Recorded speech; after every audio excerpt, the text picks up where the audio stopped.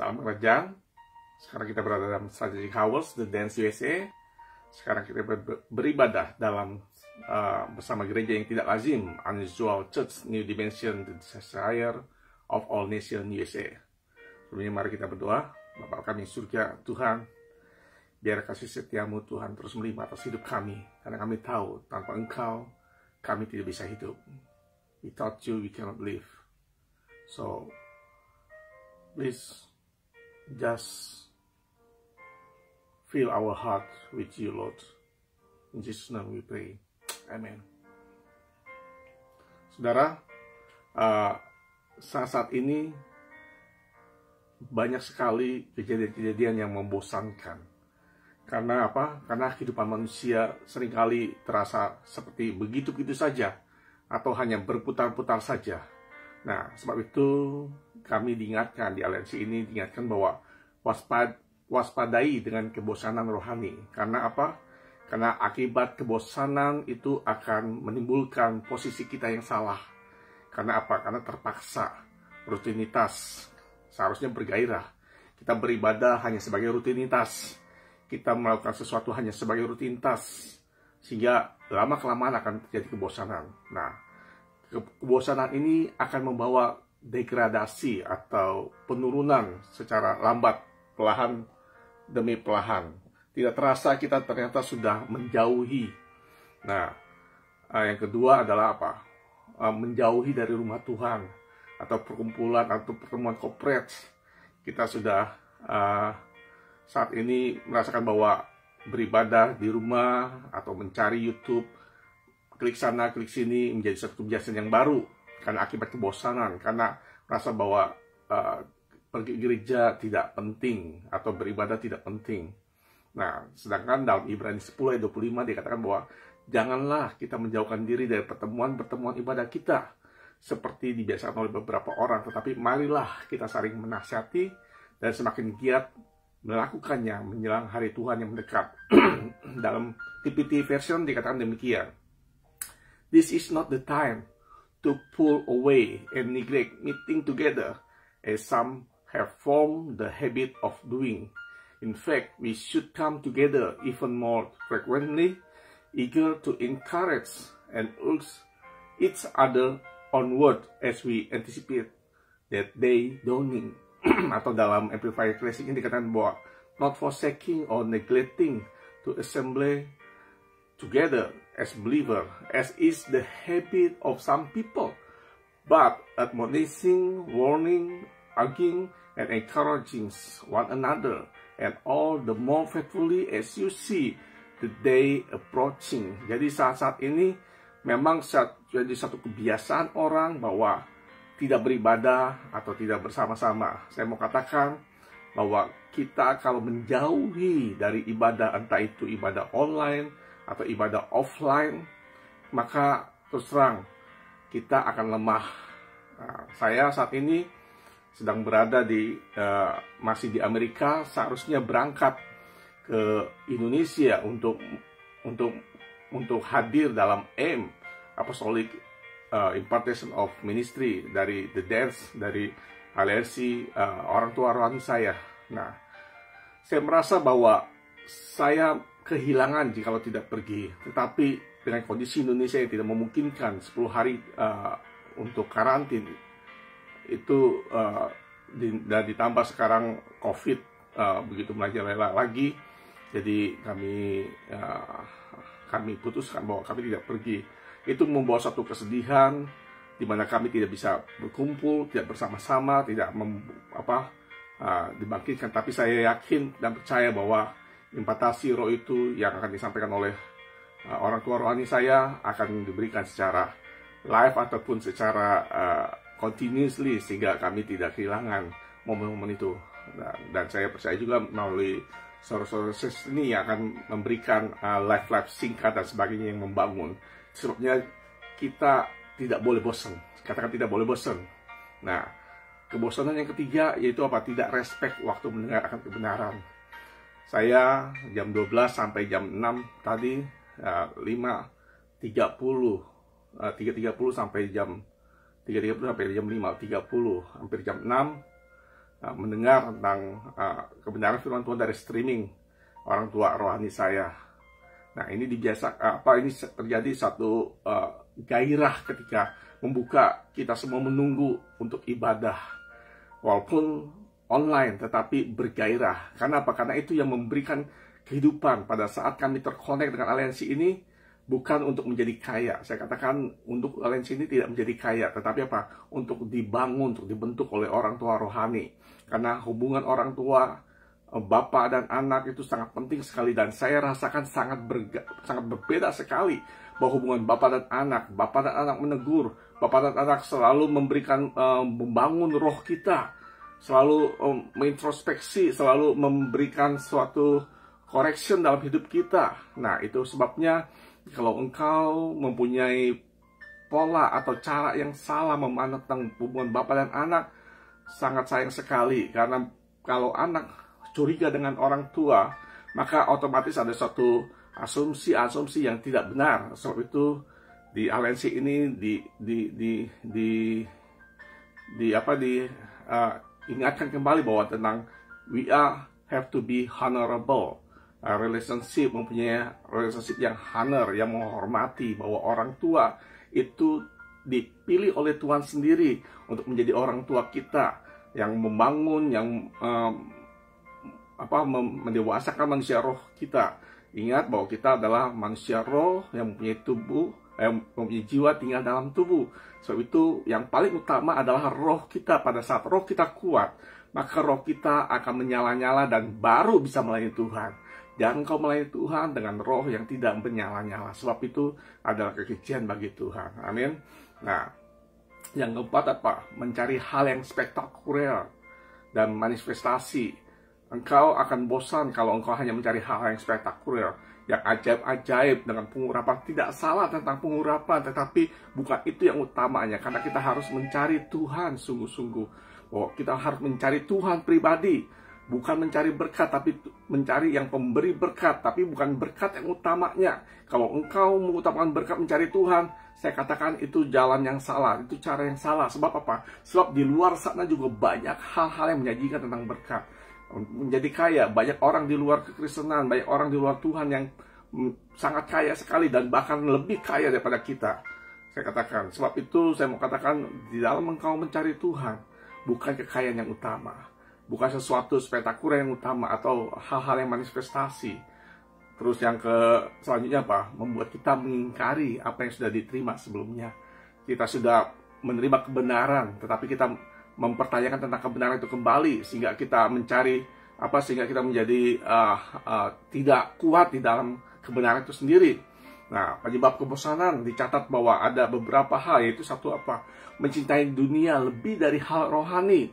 Kita mulai mencintai dunia, kita tidak mungkin bisa mencintai dua hal bersama-sama, Mammon dan Tuhan. Tidak bisa. Karena apa? Karena pada saat kita berpihak pada satu, pasti kita akan melupakan atau meninggalkan yang lain. Nah, saya katakan bukannya berarti kita tidak harus mencari uang. Mammon di sini adalah spirit of the money, adalah suatu spirit, ada suatu roh yang membuat kita terikat dengan keuangan kita.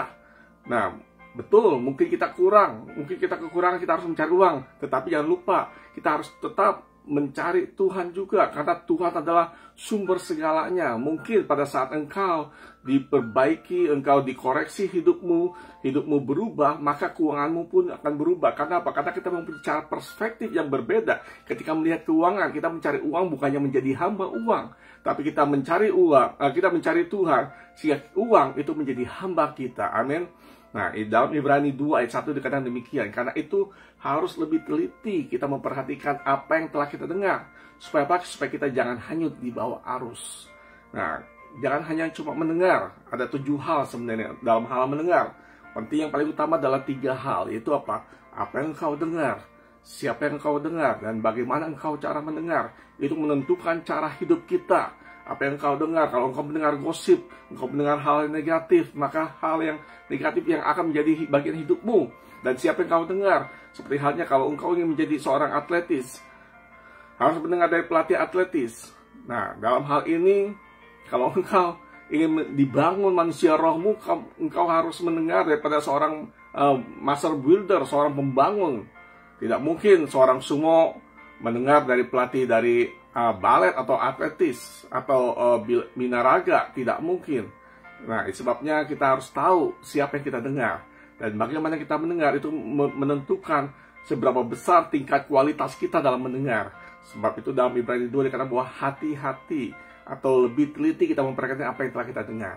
Yang kedua apa?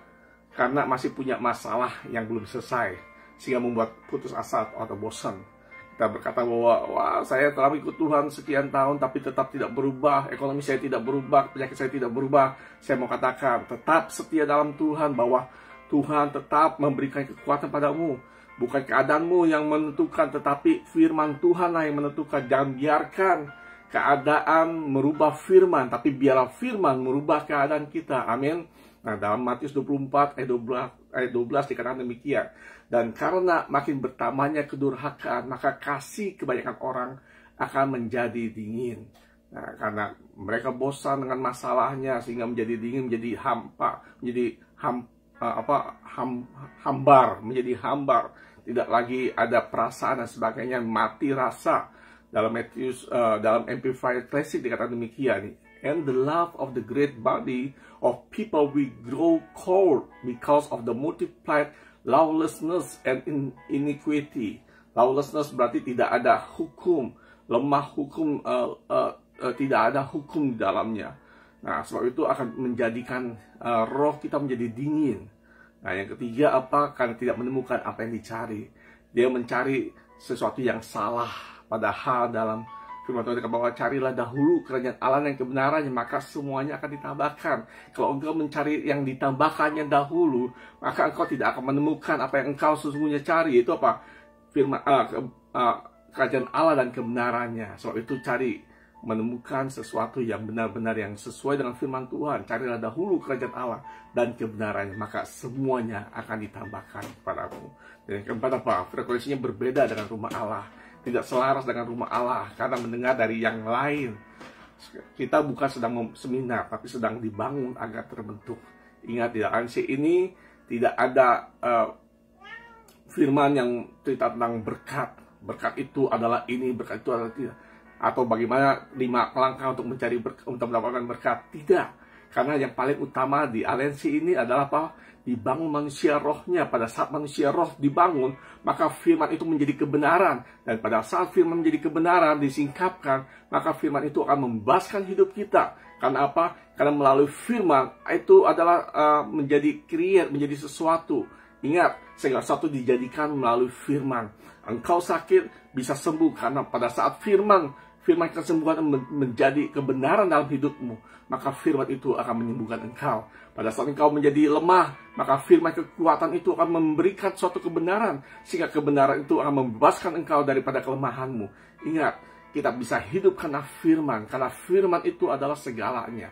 Saya mau katakan, kalau engkau tidak mau mendengar firman, maka engkau sudah mengalami degradasi.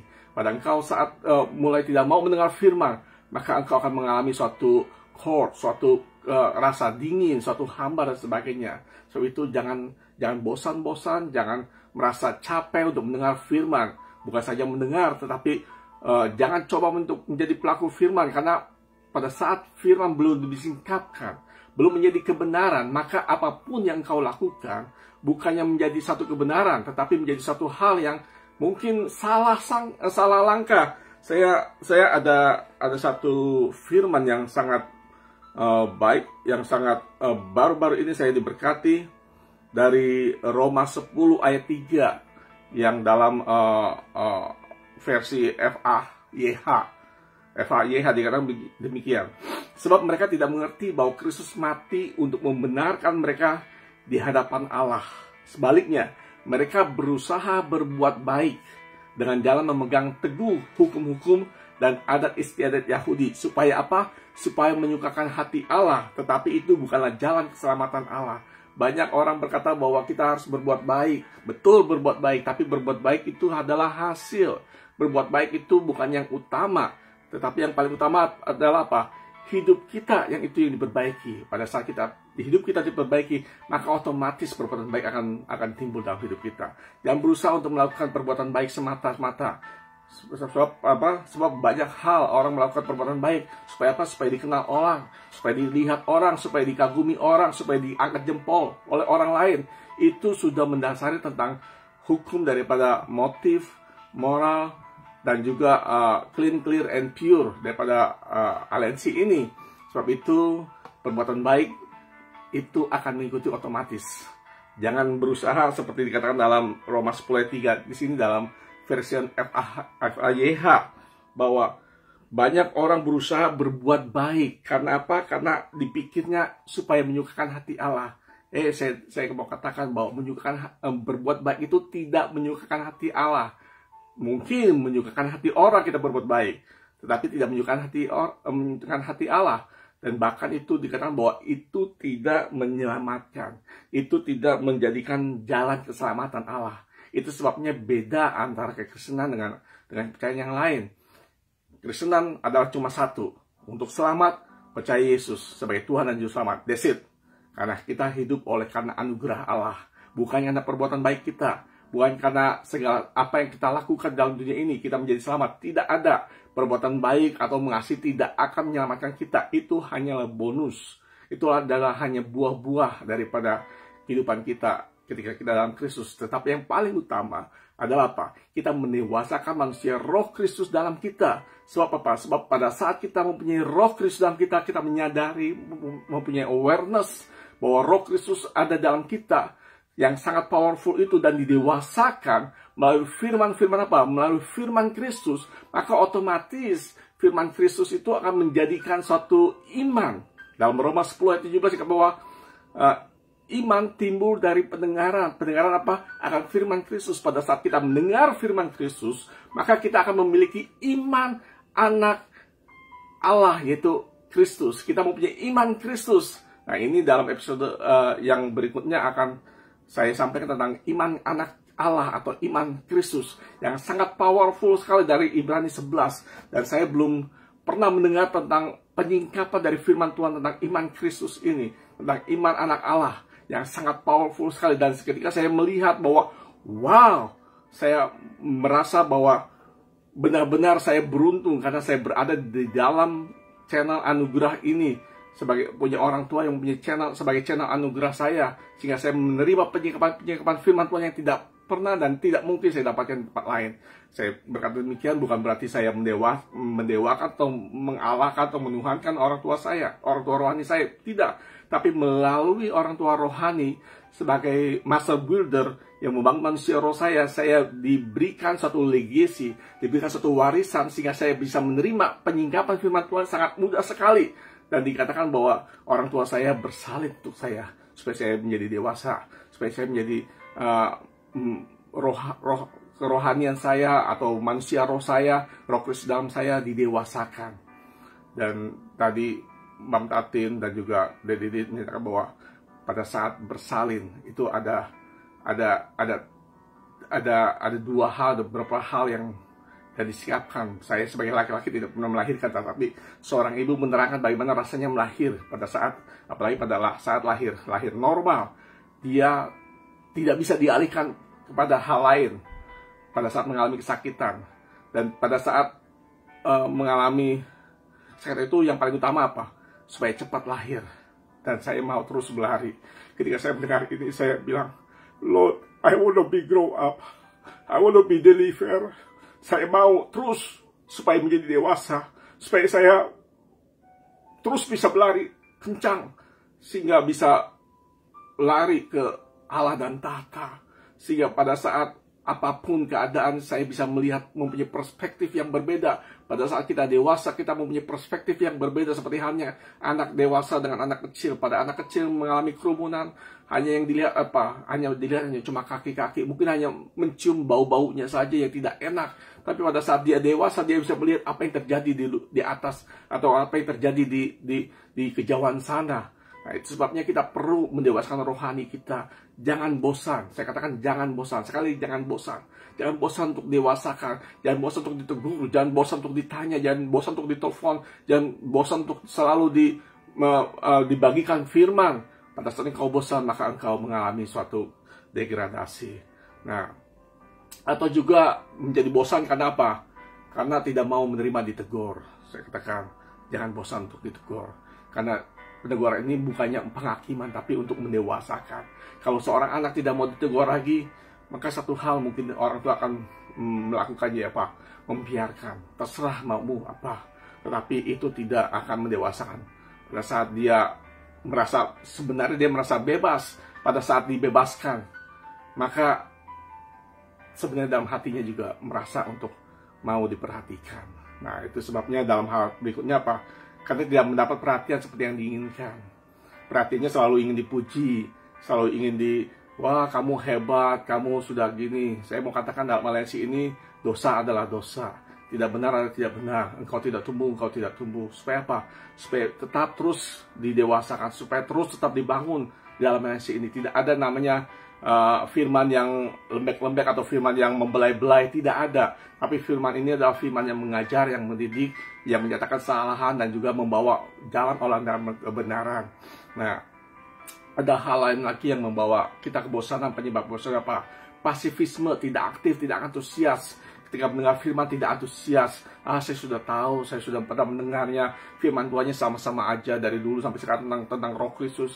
Saya mengatakan, hilangkan pasifisme itu atau tidak aktif, tapi kita terus antusias untuk mendengar firman Tuhan. Karena pada saat firman dilepaskan, pasti ada sesuatu hal yang baru yang kita tangkap. Dan pada saat kita belum mengerti, terus kita dengar dan dengar dan dengar. Dan saya percaya pada saat engkau mendengar firman Tuhan atau video ini berulang-ulang, maka engkau akan didewasakan. Engkau akan mendapatkan sesuatu yang baru ketika engkau mendengar sekali lagi, kedua, ketiga. Dan saya bisa mendengar 2-3 kali video yang sama dari orang tua rohani saya. Supaya apa? Supaya apa yang saya belum mendengar secara penuh, itu akan menjadi kepenuhan dalam hidup saya. Sehingga firman itu menjadi kebenaran, membebaskan hidup saya. Nah, bagaimana agar tidak bosan? Satu, tentang accurate connections dengan rumah Allah, orang yang Tuhan dan kebenarannya. Sebab itu dikatakan bahwa kita harus akurat connection. Akurat dalam covenant, akurat dengan rumahnya, akurat dengan firman Tuhan, akurat dengan Allah sendiri, akurat dengan kebenarannya. Nah, dalam Roma yang kedua, bagaimana agar tidak bosan? Roma 12 ayat 11, janganlah hendaknya kerajinan kendor, biarlah rohmu menyala-nyala dan layanilah Tuhan. Itu apa? Dengan membangun kesadaran akan kehadiran, kebenaran, sehingga roh terpelihara dan bergelora.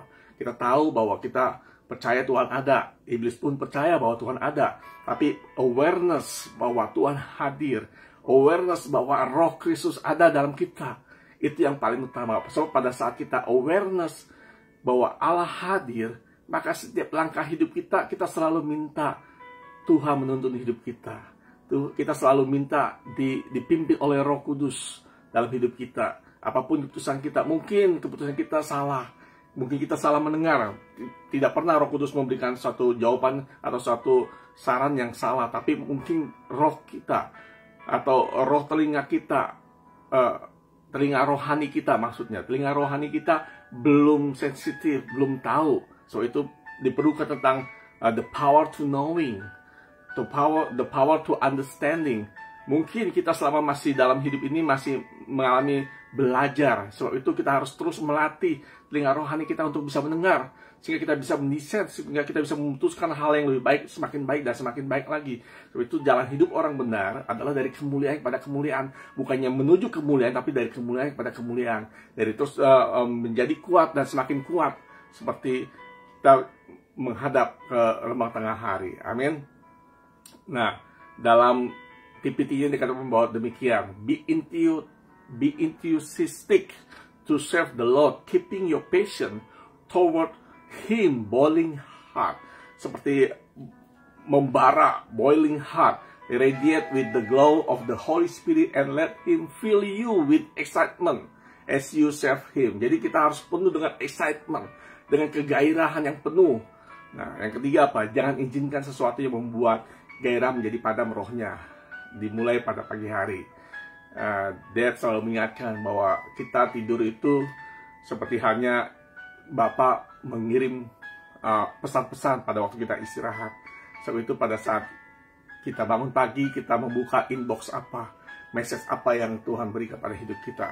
Sebab itu saya diajar untuk Untuk apa setiap pagi, Tuhan, Engkau ingin aku berbuat apa? Mungkin pekerjaan kita sama. Kita sebagai pekerja di restoran, mungkin pekerja sebagai apapun domainmu, mungkin melakukan hal yang sama, tetapi Tuhan punya pesan tertentu.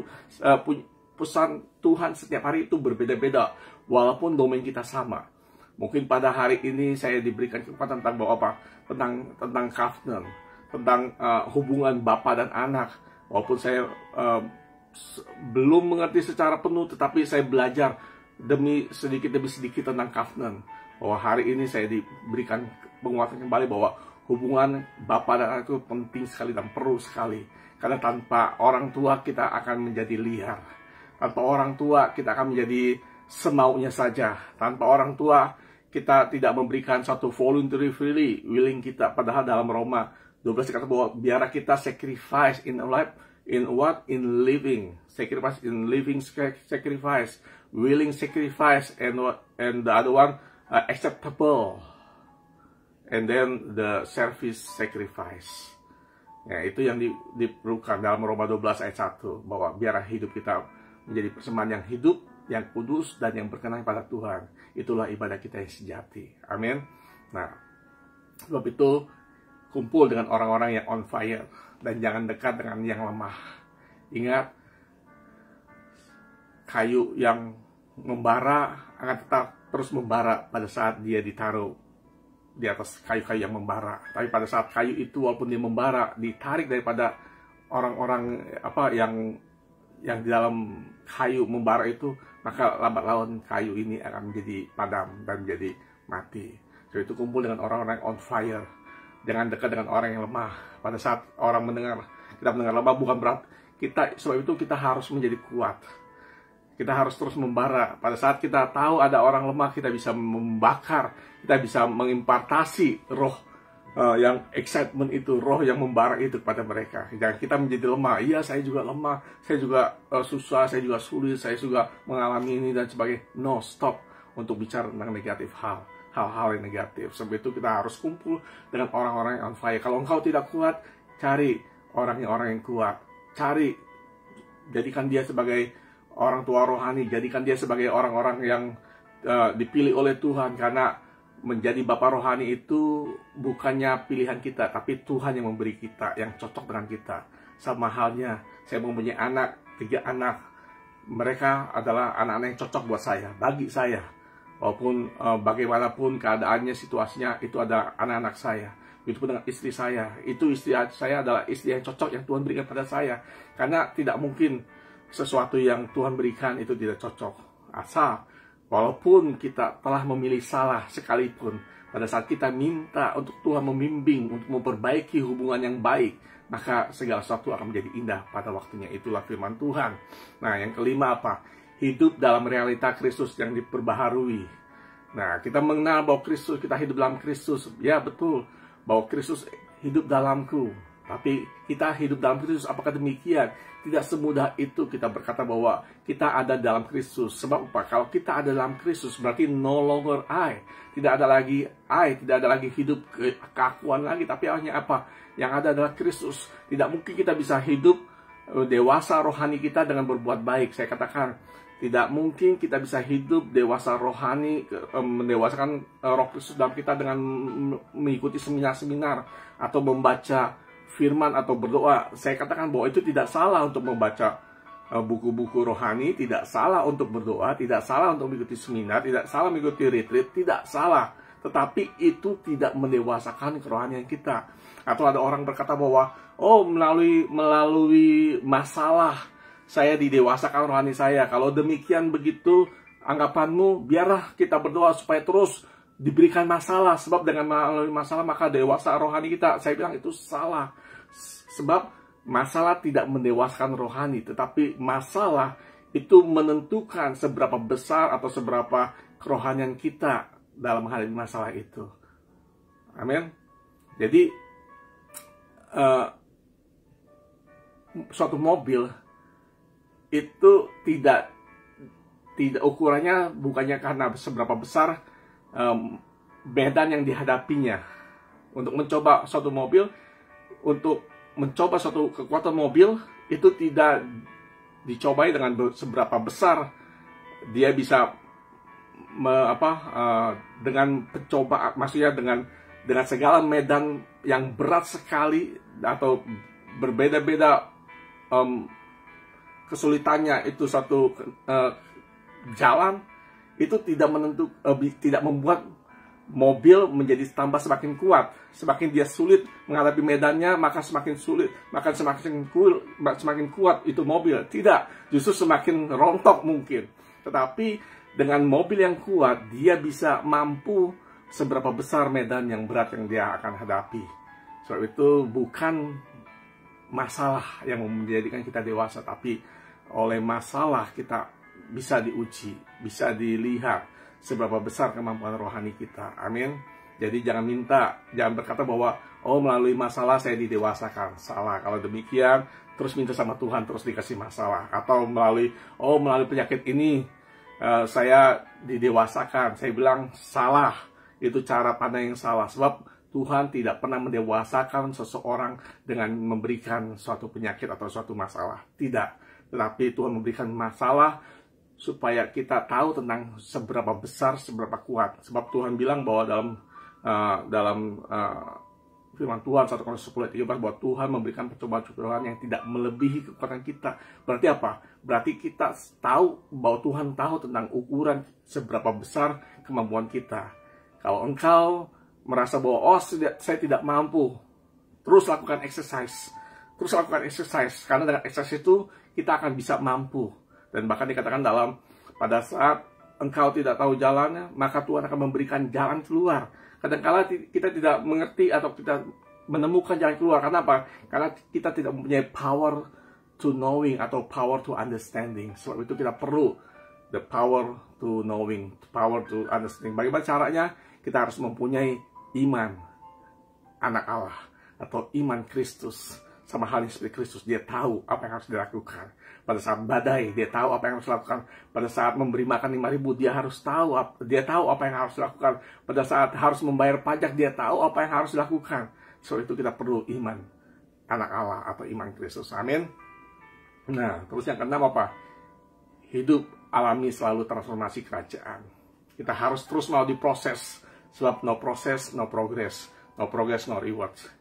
Kita harus mau terus diproses. Karena selama kita hidup, kita harus diproses. Bukan diproses kepada hal yang buruk, tetapi proses pada suatu kemuliaan. Dari kemuliaan kepada kemuliaan. Amin. Dalam Amsal 18 ayat 2 dikatakan bahwa orang bebal tidak suka kepada pengertian, hanya suka membeberkan isi hatinya. Sebab itu jangan jadi orang bebal yang hanya cuma mengungkapkan tentang isi hatinya.